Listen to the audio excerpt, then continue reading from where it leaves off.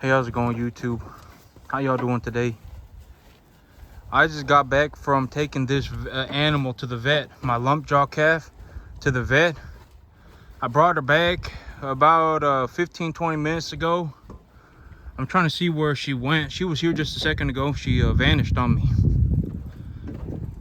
But they told me that it was a soft tissue abscess, and I had a feeling that it was an abscess just because when she was eating food, I could see the abscess moving around in her face.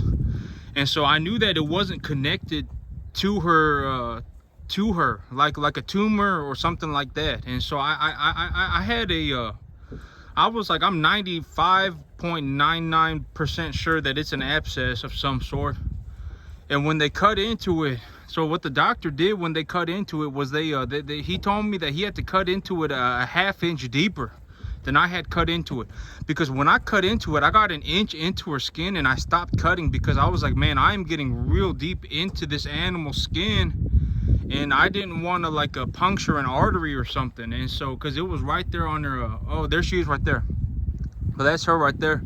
And I didn't want to cut any more into her skin when I got an inch deep into her cheek. And so, but the doctor told me that he had to cut another ½ inch into her, and he drained it. And I watched him drain it, and when he drained it, it almost it wasn't like this like liquidy abscess. It was almost okay. So I know that this may be kind of a very graphic, but when that doctor drained it, it almost looked like a fettuccine alfredo. Like it came out like chunky, like it came out like super chunky, like there was stuff in it, and there was a lot of it that came out of her. I mean, it was real chunky and everything, and I was like, dang. I mean, in my head I was like, this kind of looked like a fettuccine alfredo. It was like all this gunked up stuff. It was like this solid stuff that came out of her face. But they drained it, and he told me that he had to cut an inch and a half into her. So when I cut an inch into her, and I stopped because I was like, dang, I didn't get anything. But he told me he had to cut an inch and a half into her. And the good doctor only charged me $12. And so if I had known, you know, I paid $5 for the scalpels, you know, I would have just taken her to the vet. But I didn't know.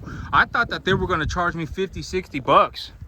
And so that was my thing, was because, you know, if I have to pay $50-60 to get this animal worked on, and my net profit opportunity is about $100 to $150 to $200 an animal. If I have to pay, you know, 50-60 bucks, that's half of the money that I can make on the animal throughout the entire lifespan of the animal. And so, I thought I was going to end up having to pay 50-60 bucks, but he only charged me $12. And so if I had known that he was going to charge me $12, I would have just taken her to the vet from the very beginning. I mean, the scalpel itself is $1. And so, but I mean, I guess, it is what it is. It's spilt milk. And so there's nothing I can do about it now. But I guess I just, but that's my thing, right? Okay, so these animals, I work on them the best I can. But I ain't some like vet. I ain't some like a medical professional with these animals. And so if I can't figure it out, I just take them to the vet. Because, if I take them to the vet and then the vet says, this animal is pretty much done for, this animal's got like a bone mass growing out of her face, and I'll just tell them to give her back to me, right? And I'll raise her as long as I can and then process her when the time comes. But yep, if they can fix her up for a good price, that's phenomenal. Now I have an opportunity to make some money on this animal. And so that's the and this animal, okay, so there's also an important factor in that this animal gets a better quality of life now. They cleaned it out, they got her all flushed out, they got her fixed up, so this animal gets to live a better life now too. And so that is also important. It's not just about the money. The money is important, but the life quality of the animal is also very important to me. I'm in this for money, but I also see these animals as I need to take care of them. Like, these animals are my responsibility, right? Like, I'm the one who went and bought them, and I'm the one who brought them here. Now I need to be the one who takes care of them. These animals, they don't get to live a very long life. So it's important that every day that they do get to live, that they get to live a good life. I got these animals on this feed. I had these animals on a little bit less feed yesterday. I just kind of put them on because I didn't know how they were going to react to this feed. Because if you see this feed is I guess it's a loose feed, but they ground it up real good. And so this feed, one of my big things that I was looking out for was that because it's so ground up, that this feed, I didn't want them having a digestive issues with it, because if it's real ground up, they're going to digest it faster. And so I didn't want them bloating on it. And so I put them on a little bit of a reduced feed yesterday, just to see how they just to see if they start bloating or if they have any health problems or anything like that. And everything looks good. So I put them on the correct amount of feed today, and I gave them a second breakfast, because when I was dropping this animal back off over here, they were all standing at the gate, and I didn't want them making a break for it. So I gave them a second breakfast to keep them back here, and while I unloaded the animal. And when I unloaded that animal, she saw these animals over here and ran over here by herself. So it all worked out pretty good. Okay, so this feed, yesterday, you know, because, okay, so here's my thing about this feed, is that I paid about $4.10 a ton for this feed, right? And when I go and I buy bagged feed from the department store, I pay $4.30. And so I was putting 2 and 2 together, and I was like, something ain't right. This guy is charging me too much, because at first he told me it was gonna be $3.50, and then he told me it was gonna be $3.90, and then then he told me it was gonna be $3.80. Excuse me, $3.80 a bag. And then when he got here, he told me it was gonna be $4.10. And so he raised the price on me twice. And so yesterday I called around to my local feed mills, and I asked them, you know, hey man, like I buy feed in bulk. I buy large amounts of feed. What kind of price can you give me? And within 1 hour, I found 3 people that will sell me the, okay, so I buy 10 tons of feed, right? I buy 10 tons of feed at a time. And within 1 hour, I found 3 people that would sell me 1 ton of feed for $350 delivered. So $350 after delivery. So they'll give me the feed for $350 a ton. And I'm like, that sounds more about correct, because when I was buying this feed from this guy originally, originally he told me it was going to be $350, and I was like, oh dang, that's a good price, you know. I'm saving about $90 a ton. And I'm like, oh, okay, that's a good price, you know. And I'm buying a lot, right? I'm buying a large amount of feed, and so, you know, that sounds about right. And then when he got here, he charged me $4.10. And so I was like, okay, well, something ain't right. And so I looked around, and I found 3 people within 1 hour. I just called around to these local feed mills, and they told me, you know, all 3 of them told me it's gonna be about $350, somewhere between $350 and about $70, depending on how much I want and how I want it packaged. And so I have found 3 suppliers for feed, and I'm not going to be buying feed from this guy anymore. I'm going to go and buy my feed from these other local feed mills. But if I get it for $350 a ton, that's good. That's very good if I get it for $350 a ton. And I thought originally I was going to be getting this feed for $350 a ton. And then, you know, and then the guy kept changing the price on me, kept upping the price on me. And I'm like, oh, you know what? I ain't here to play these games, okay? If he told me $350, it needs to be $350. He can't get here and charge me $4.10. That ain't how this works. You know what I'm saying? And so, you know, the few $100s that I lost on this feed, it ain't gonna make or break me. It's fine. You know, I'll just get on with it. You know, and these animals, they still like eating it, and they'll put on weight with it. So I mean, it's okay. It's perfectly fine. But from now on, I'm gonna be buying my feed. You know, $350 a ton. That's about the going rate for feed around my area. So if I want to buy feed in large amounts, if I want to buy bulk feed, I pay about $350 a ton. And if I buy it retail, it goes to about $430 to $450 a ton. So I get it for about 25% cheaper if I buy it in large amounts. And so that's good.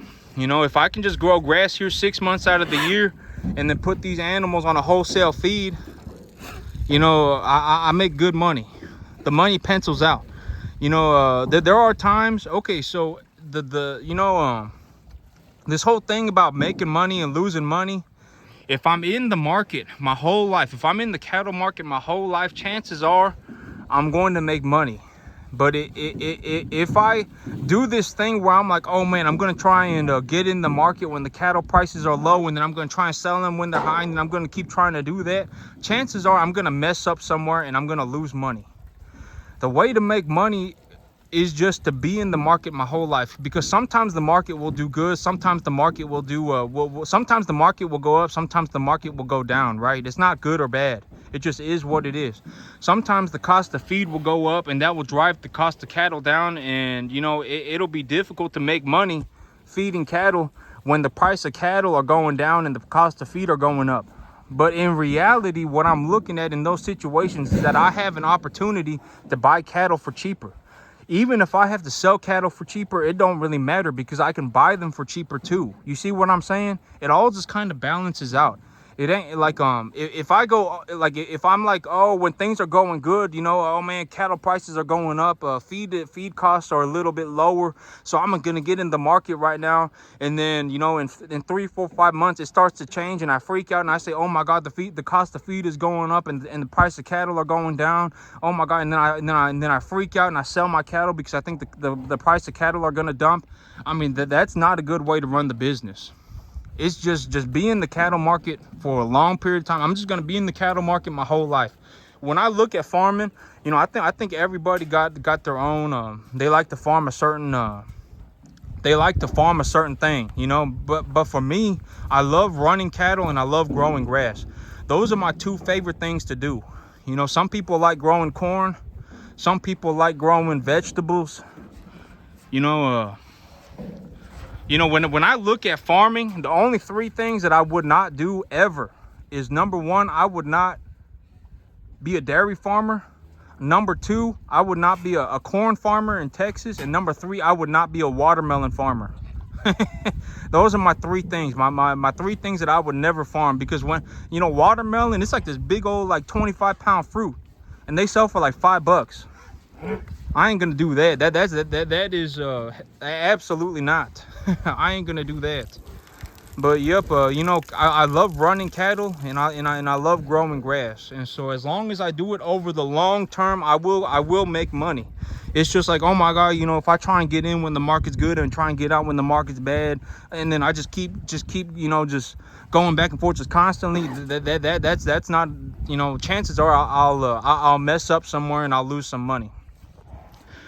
But I do think, as of right now, that the price of corn is going to go lower. And I do think that because of the cattle inventories are so low, cattle prices are going to go a little bit higher. Maybe not even a little bit. They may go up a good bit. Cattle inventories are real low right now. And the cattle market's doing real good. And so, yup, and the cost of feed is starting to come down a little bit. The input costs are going down a bit. You know, diesel and stuff like that are going down a bit. And one of the big reasons why, you know, me personally, I get to make money here, I believe, is that because, you know, I grow my own grass. I don't have to pay. I don't have to pay somebody to help me. I'm a one-man wrecking team. You know, I'm a one-man wrecking crew over here. It's just me. It's just me farming. And so I don't have to pay nobody. I don't have to, you know, I'm pretty good at what I do too. You know, I'm real good at growing grass. The cattle, I'm pretty good at it too.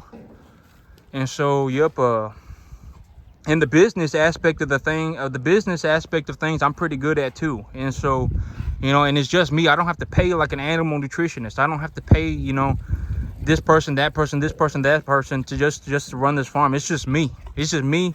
I grow my own grass. I go and buy my own cattle. I take care of them on my own, and you know, that's a big window of opportunity to make money for me. But yep, that's it. That's it for me today, YouTube. Y'all have a good one.